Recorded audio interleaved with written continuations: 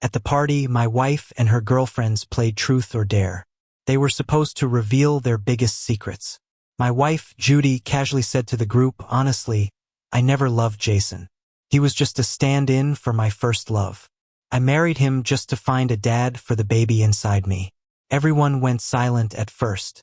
Then they erupted into loud, shocked screams. Someone reminded them, "All right, stop now. Isn't Jason coming to pick you up soon? It wouldn't be good if he heard." But Judy, nonchalant, said, "Even if he heard, I'd say it to his face. He's head over heels for me, and he's too afraid to say a word against me." Hearing all this made me feel like I was thrown into an icy abyss. She wasn't wrong. I loved her to the core and couldn't bear to see her upset about anything. I never expected to be just a placeholder in her heart. In an instant, I felt every ounce of strength drained from me. I found myself downstairs, sitting back in the car, unsure how I even got there. I loved her so much, and yet, I was just her substitute. As I reminisced about our past, I remembered meeting Judy at a party. Back then, I was just a part-time waiter, and she was the shining star of the event, sharply dressed and radiantly beautiful. Many pursued her, yet she seemed uninterested. At the party, she'd drunk quite a bit, and as it was winding down, I saw her being led away by a rich guy. At first, I thought it was her choice, but then I noticed her resisting. I rushed in to intervene and got beaten up for it, ending up with a nasty cut. At the hospital, the doctor told me it was lucky the cut wasn't deep, or it would have been tough to handle. After bandaging me up, I was ready to leave, but Judy insisted I stay for a few days for observation. In the days that followed, she visited me daily. Eventually, as we spent time together, she held me, crying.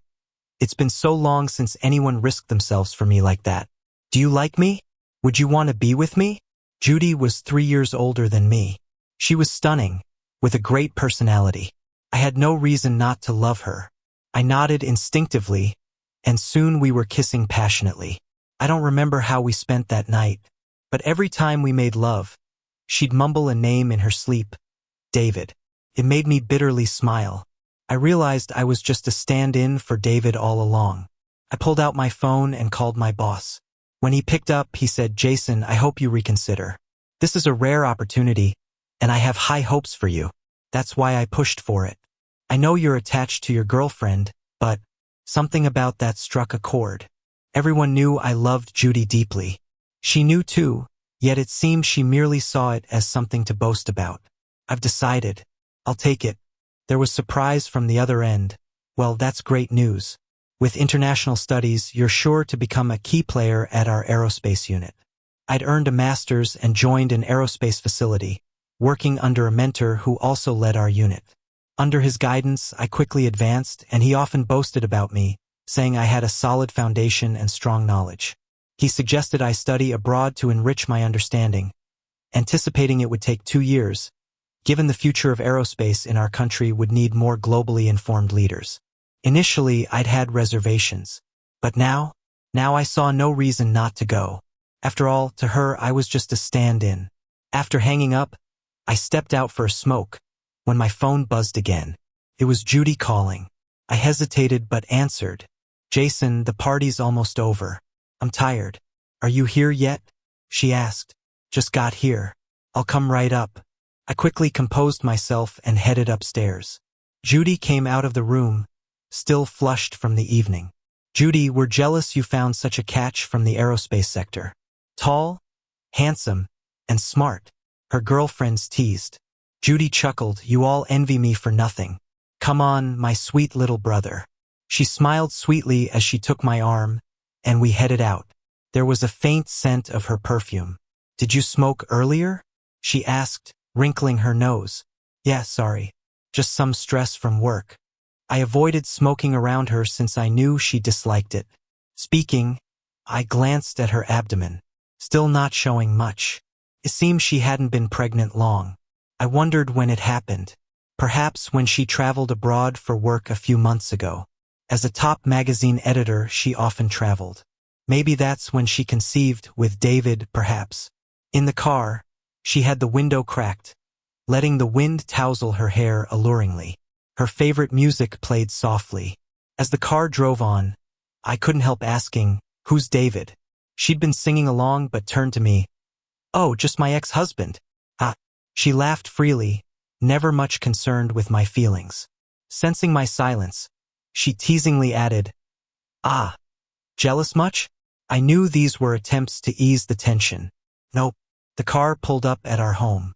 She walked in, kicking off her shoes everywhere, just like always. Then she'd wait for me to fetch her slippers. I was already prepared. She put them on and lounged lazily on the couch. She liked to watch TV before sleeping. Meanwhile, I was an early bird. No words were spoken that night. The next morning, she left early and told me she had an event that night and might not come back. What she didn't know was that I'd already seen David's message on her phone before she woke up. 7 p.m., the usual spot. I scrolled through their conversation history. Turns out David was back in town today. In their chats, Judy gently advised him, "Wear something warm when you return tomorrow. It's raining. I've set up your hotel room for a week. Just give your name at the front desk. Don't worry. I'll be in your favorite business suit with black stockings when we meet." With David, her tone was gentle and thoughtful. But with me, she seemed like a child who needed everything done for her, even having her slippers and underwear hand-washed by me. I never could have imagined that someone so reliant on me would be so tender and caring with someone else. Looking at those messages, I realized the difference between love and indifference. If she didn't love him, why would she go through the trouble of having David's child? As I watched Judy leave, I headed to work. Once I arrived, my mentor called me in. "Jason," he said warmly, "I've seen you grow. I'm so glad you took on this challenge. Our country's space program hasn't been easy. We need responsible folks like you to take over. We're getting old." His hair was white, having dedicated his life to China's space industry. A selfless spirit I admired greatly. "Sir, I'm ready. When do we leave?" "No rush. You've got a month to prepare. Make sure you talk things over with your wife. There's going to be some intense, shut-in training. You understand, right?" "Yes, I get it." After a brief chat, I went back to work. After clocking out, I met with a divorce attorney. We'd already discussed things over the phone, so this meeting was mostly about drafting the papers. "Jason, here's the draft of the divorce agreement. Take a look." "Sure." I read through it carefully, then left the office with the papers in hand. Once home, I began packing my things. My eye caught a calendar hanging on the wall, with today marked by a red circle. I started counting down in my head. I sighed deeply, staring at those marked numbers. Time to fix something to eat. Around 9:30 p.m., after handling some work issues, I got ready to wind down. Suddenly, my phone rang. It was Judy. I was curious. Wasn't she supposed to be with David? When I answered, it wasn't Judy's voice but her best friend. "Jason? Where are you?" "Judy's had an accident. You need to come to the hospital." She sounded frantic. Before I could respond, she added, "Hurry now." I agreed, flagging a cab on my way out. At the hospital, I saw her friend Lily, and David was there too. I glanced at him, keeping my composure. Suddenly, a doctor rushed over. "What are you standing here for?" "Blood tests now." "Who's Judy's family?" "I am." "Sign this. The patient's hemorrhaging, needs surgery." "What kind of husband lets his pregnant wife drink?" "Now she's lost the baby, and she's in critical condition." The doctor reprimanded me. I didn't argue, just signed the form. "You're such an irresponsible spouse. Your wife's in trouble, and another man brings her in." His words stung, making me chuckle coldly, sad for my circumstances. My laughter was self-directed, mocking my sorry excuse for a husband. Judy knew she was pregnant, yet chose to drink with David, ignoring the risks just to indulge him. Seeing her on the bed, still in her business outfit and stockings, left me silent. They wheeled her into surgery soon after. Lily turned to me. "Jason, she's pregnant, and you let her drink? What kind of husband are you?" David dodged my gaze. "Now that you're here, I've got things to attend to," he said, turning to leave. David, in his early 30s, looked sharp in a suit, handsome and exuding mature charm. I suddenly grabbed him and punched him. "You bastard. How could you?" Blood trickled from his lip as he moved to retaliate, but Lily intervened. "Judy's going into surgery, and you two fight here?" David smirked at me as he said, "Jason, right? To Judy, you'll never measure up to me." He dropped those words and walked away. I watched his back, thinking he might not know the child Judy lost wasn't mine. It was his. The punch I threw earlier wasn't for Judy but for myself. The surgery went okay. When Judy came out of the operating room, she was barely hanging on. She looked pale, with tubes all over her body. She got a little better by the next day. As soon as she regained some consciousness, she called out, "David." She clutched my hand and said, "David, I'm glad you're here." Her words felt like 1,000 needles piercing my heart, leaving it in shreds. Even at this point, she still praised David. David didn't care about her health, and that's why she lost the child. After the anesthesia, she was already calling David's name. I figure this must be true love. Only true love can go this far. A nurse came in just then. "Jason, here's the hospital bill. Sign it if everything looks fine." "Yeah, I'll sign it and pay later," I replied. I sat by the bed, looking at Judy's disheveled state. She always appeared rational, educated, and fashionable to me. How did she fall to this point? Around noon, as Judy started to come around, I handed her the hospital bill for her to sign.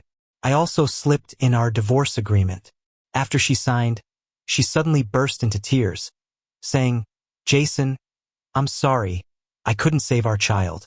Tears rolled down her cheeks, but my heart remained untouched. She wasn't crying for our child. She was crying for hers and David's. And while the tears were real, they weren't for me. "Hold me, Jason," she said, reaching out, but I didn't embrace her. After she finished crying, I left to pay the bill. Because of work, I hired a caregiver for Judy. A week later, I picked Judy up from the hospital. By then, I had already drawn 7 or 8 red circles on the calendar on my wall. When we got inside, Judy noticed everything was a bit messy. Usually, when Judy came home, I'd make sure everything was tidy, no matter how busy I was. My goal was to have a comfortable environment for her. "Been busy? The room's not cleaned," Judy noticed. "Yeah, work's been busy lately," I replied. She nodded and looked at me, waiting for slippers. I handed them to her and she walked in. "Why the red circles on the calendar?" she asked. The question almost threw me off. Work might need me to travel soon. I initially wanted to have a proper talk with Judy, but she seemed distracted, checking her phone constantly, not really listening. Then her phone rang, and she quickly hung up, smiling. "Sure, I have time. No worries, I'll be there.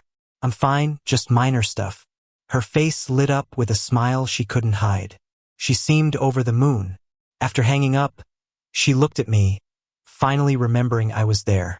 "I've been in the hospital for a week. I need to catch up at work." "All right," I nodded, not saying much else or asking further. Dragging her weak body, she began gathering her things. She dressed up nicely, but no makeup could hide the pallor. When she left, I didn't mind. Honestly, my feelings for her had gradually faded. I became clearer about my life goals. As days passed, I marked 29 red circles on the calendar. Just one day to go. Seeing the departure date nearing, I felt relieved. Close to the end of the workday, I got a text from Judy. "Tonight's your birthday. I booked a restaurant and got you a gift. I'll send the address. Be there at 8. "Sure," I replied after staring at the text for a few seconds. I didn't expect her to remember my birthday. Realizing it might be our last meal together, I agreed. After work, I packed up. My colleagues were surprised. "Jason, the workaholic, leaving early? That's rare." Embarrassed, I chuckled, wrapped up my tasks. It felt right to head out early. After saying that, I checked the time and thought it was time to go. Judy picked a popular spot. It'll definitely be traffic heavy during rush hour. It might take an hour to commute. I prefer arriving early.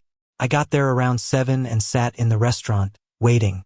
As it neared 8, and Judy hadn't appeared, I thought she might not show. Then she walked in, wearing a black dress, makeup flawless, looking stunning. Once seated, she said.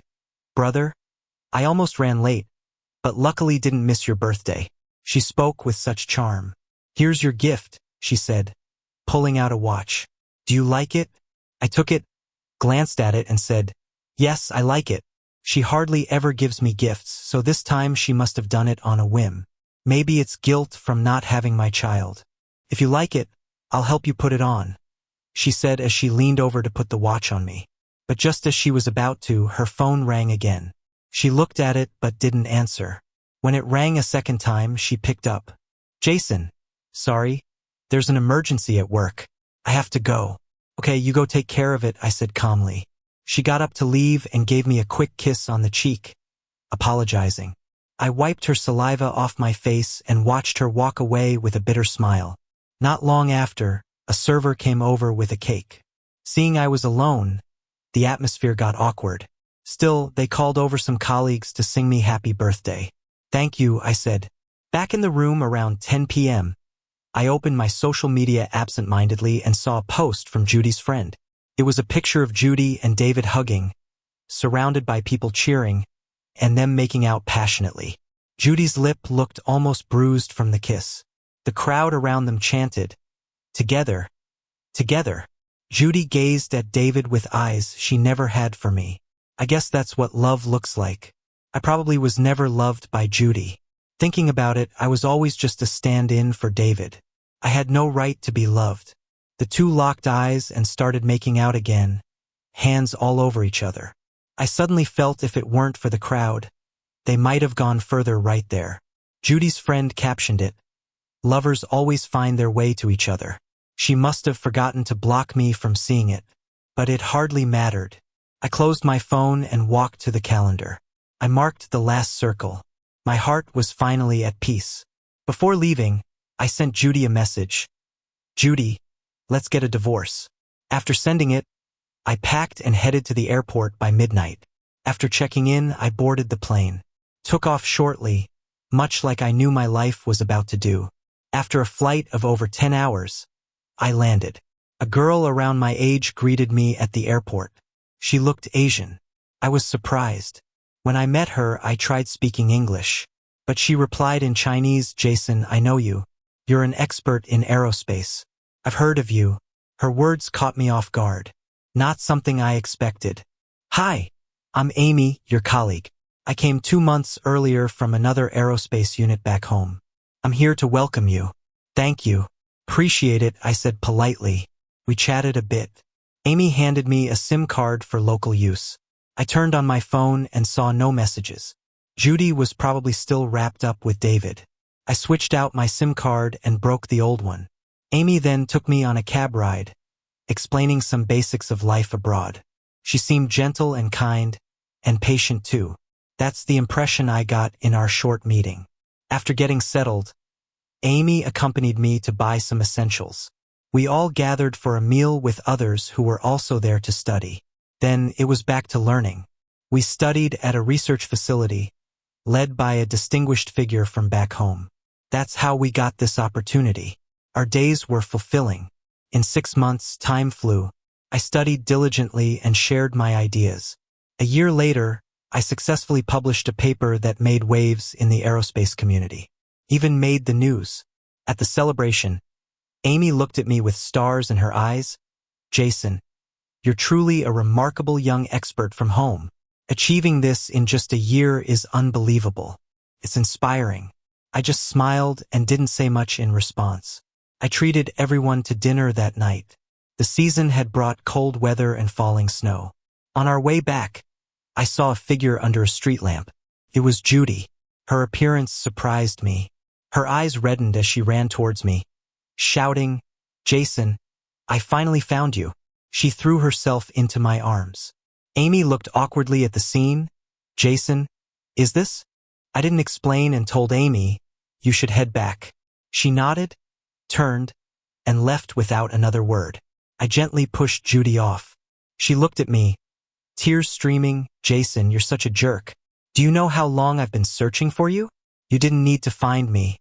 We have no ties now." "Who says we don't?" "I refuse to accept the divorce," she insisted. Her face still looked heartbreakingly beautiful.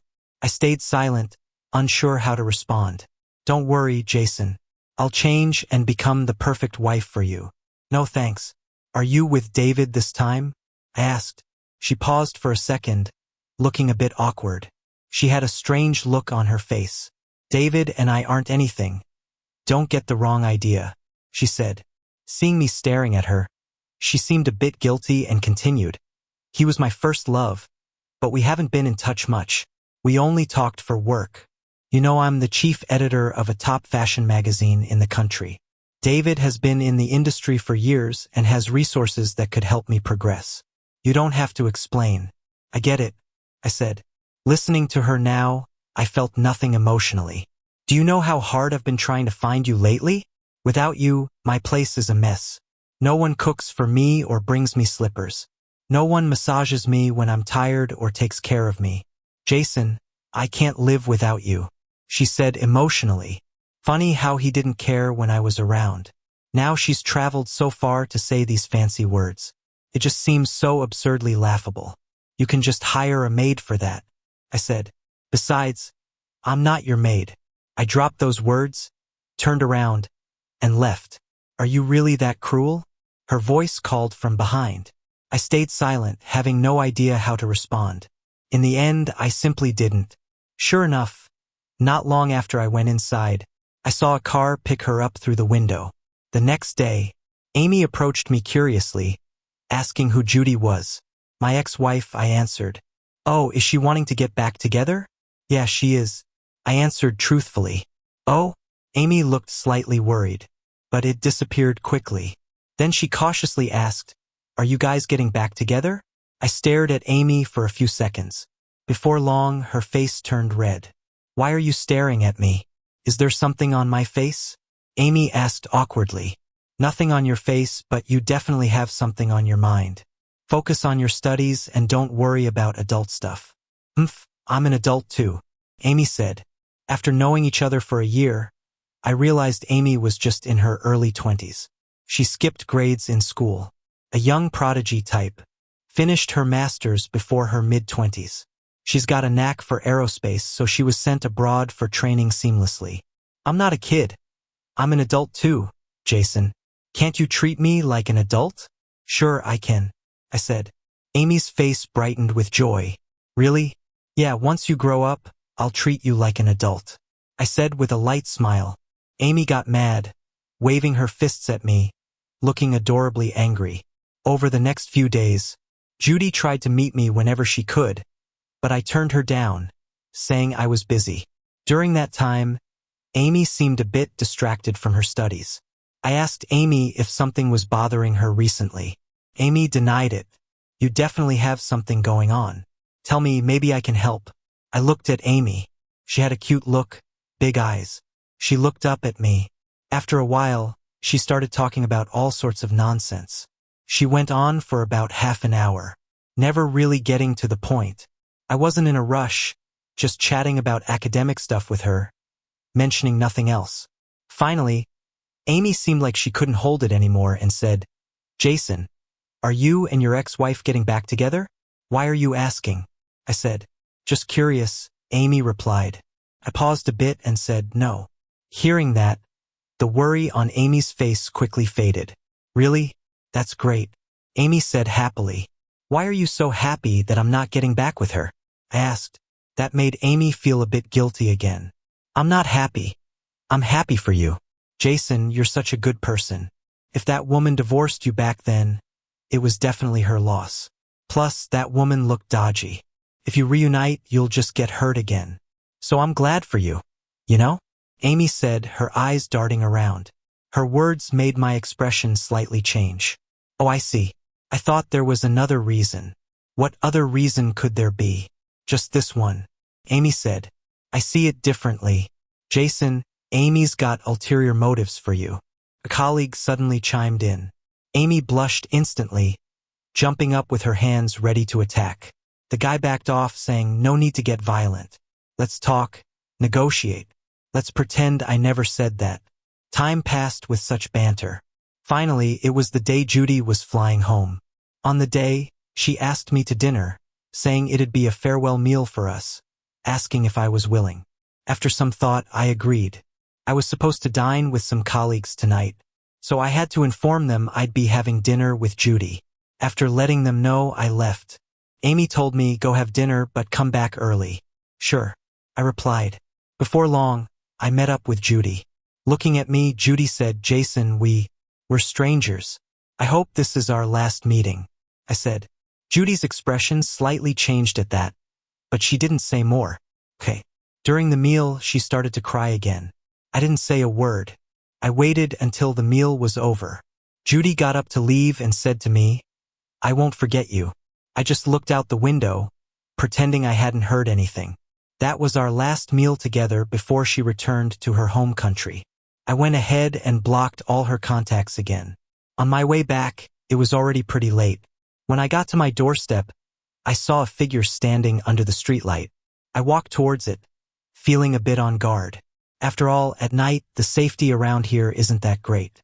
But when I got closer, I was surprised to see who it was. It was Amy. Seeing Amy standing there caught me off guard. I didn't expect her to be here. The weather was cold outside, and she was shivering by herself. "What are you doing here?" Couldn't help but ask. Amy looked up at me, her face red from the cold. "I was waiting for you to come home." Her voice sounded a bit childlike. "Waiting for me? Why?" "Just to see you come back," she said, sounding uncertain. I kept watching her, and she seemed to waver under my gaze. Her eyes got a little watery. "I was afraid you wouldn't come home," she confessed. "Where would I go if not home?" I asked, slightly annoyed. "I was afraid you'd run off with some other woman," she said. Suddenly, tears started streaming down her face. "It's dangerous out here at night. You know that, right? If you want to wait, you could wait inside," I told her. "But if I waited inside, I wouldn't see you come back," she replied. "Let's go inside," I said, inviting her in. But she didn't want to budge. "What's wrong?" I asked. Amy suddenly looked serious and said, "Jason, there's something important I need to tell you." "What?" "I want to be with you," she said, clenching her fists like she'd made a huge decision. "We'll talk about this later." "No way, you have to say something now," she insisted, looking determined. Facing her, I felt her seriousness, too. Truth is, I had a soft spot for Amy. I thought back to all the little moments we'd shared. "Is it because you're older and divorced?" she asked, almost reading my mind. I nodded. "Yeah, it is." "I don't care," she said as she grabbed my hand. "If you don't say no, I'll take it as a yes." "Okay," I finally said after a moment. And just like that, Amy and I got together. After graduating, we returned home and went to a secret base together, spending 3 years on a secret project. 3 years later, we finally got married. After that, I heard Judy was blackmailed by David for money. He threatened to expose some compromising photos of them if she didn't pay. Judy couldn't handle it after a few times and eventually reported him to the police. David got arrested, and Judy lost her job over it. I didn't hear about her again, but those things don't concern me much anymore. All that matters is living a happy life with Amy.